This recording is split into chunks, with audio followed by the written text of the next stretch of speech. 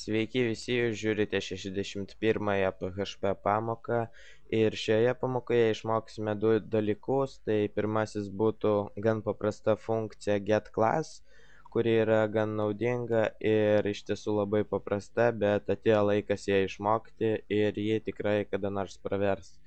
Ir kitas dalykas, tai išmoksime paveldėti informaciją iš kitos klasės. Kitaip tariant, turint dvi klases, mes galėsime iš pirmosios, klasės išgauti visus kintamosius ir funkcijas kitai klasiai. Ir, antroje klasėje kurtis tų pačių funkcijų ir kintamųjų nereikės ir mes galėsime naudotis pirmos klasės elementais. Na, iš tiesų tai vėliau. Pradėkime nuo funkcijos getClass. Tai iš pradžių susikurkime klasę pavadinimu, tarkim, namai. Ir joje tiesiog, net nesvarbu, tiesiog taip, palikime ją tuščią ir šią klasę priskirkime objektui, obj, tarkim, ir vėlgi new namai. Taigi, priskiriame savo namai klasę objektui obj ir dabar pasinaudoję, atvaizduokime iškart tai, ką mums grąžins funkcija getClass.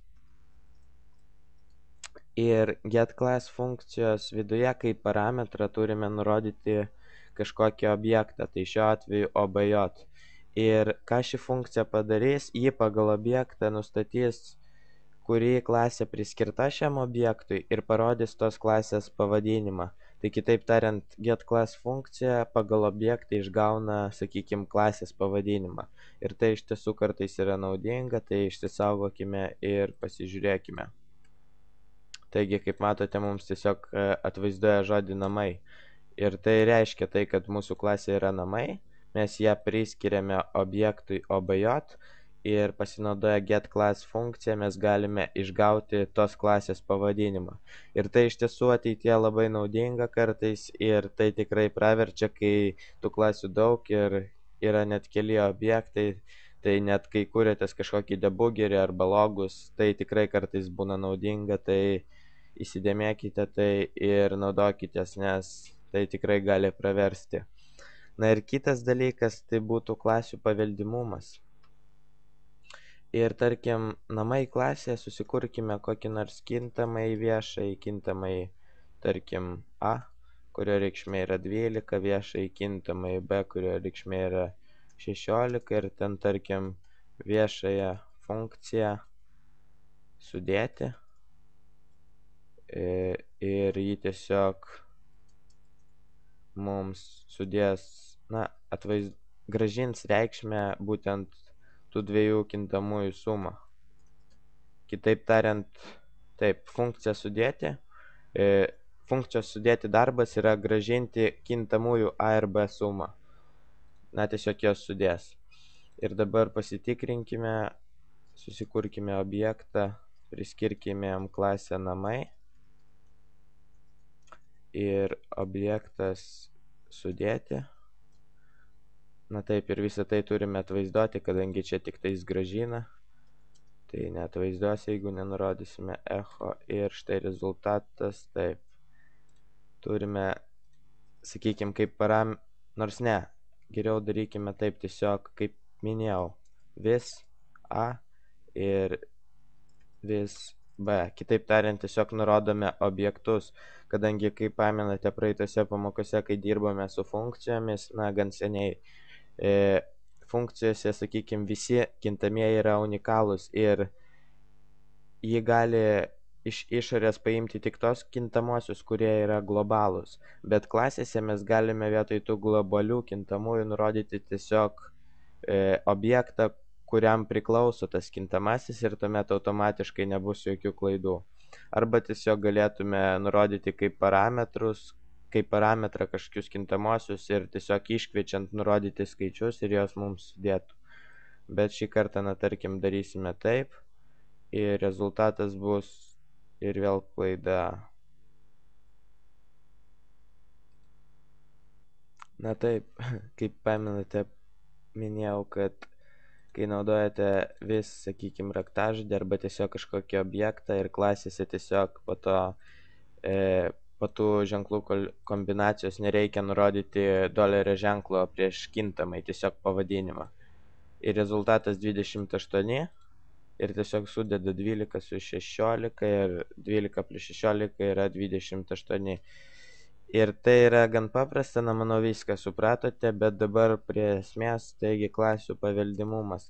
Tai tarkim, susikurkime klasę, antra, sakykim, ir nurodykime, kuriant klasę tiesiog raktažodį extends ir toliau klasės pavadinimą, iš kurios norime paveldėti visą informaciją, tai šiuo atveju namai. Ir ką tai reiškia, tai iš esmės kūrėme klasę pavadinimu antra, kuri išgauna visus kintamuosius funkcijas ir panašiai iš klasės namai. Ir tarkim, galime palikti netgi ją tuščią ir toliau susikurti objektą, kuriam priskirsime antrąją klasę. Tai kaip matote, antra klasė pačių viduje neturi jokių naujų kintamųjų ir funkcijų ir iš esmės, kaip dirbome praeitoje pamokoje, mums tiesiog neišeitų iškviesti kažkokios funkcijos. Bet kadangi mes paveldime visą informaciją iš namai klasės, mes galime pasinaudoję objektu dabar, sakykime, išsikviesti funkciją sudėti. Ir rezultatas bus,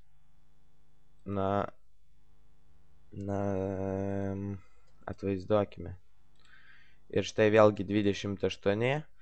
Ir taigi, objektas tai yra, kitaip tariant, klasė antra priklauso objektui, OBJ, ir pasinaudoję OBJ objektu mes galime iškviesti funkciją sudėti, kuri apskritai priklauso klasiai namai.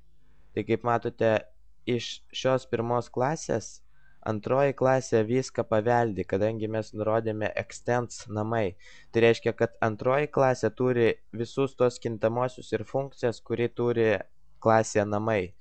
Ir iš esmės taip mes galime patekti, sakykime, kai mes kūrėme kažką sudėtingesnio, mums tai yra gan naudinga, nes vienoje klasėje mes galime apsirašyti, sakykime, pagrindinės funkcijas, o kitose klasėse tiesiog papildomai nurodyti kažkokius parametrus ar panašiai jas iškviečiant ir tiesiog tai yra gan paprasta. Tai manau viską supratote, taigi vėlgi yra klasė namai, kuri turi kintamosius ir funkcijas, yra klasė antra, kuri pati nieko neturi, tačiau ji paveldi viską iš klasės namai.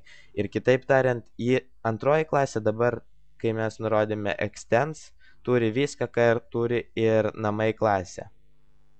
Ir iš esmės, todėl mes galime priskyrę antrąją klasę objektui patekti į pirmos klasės funkcijas, nes vėlgi antroji paveldi viską iš pirmosios.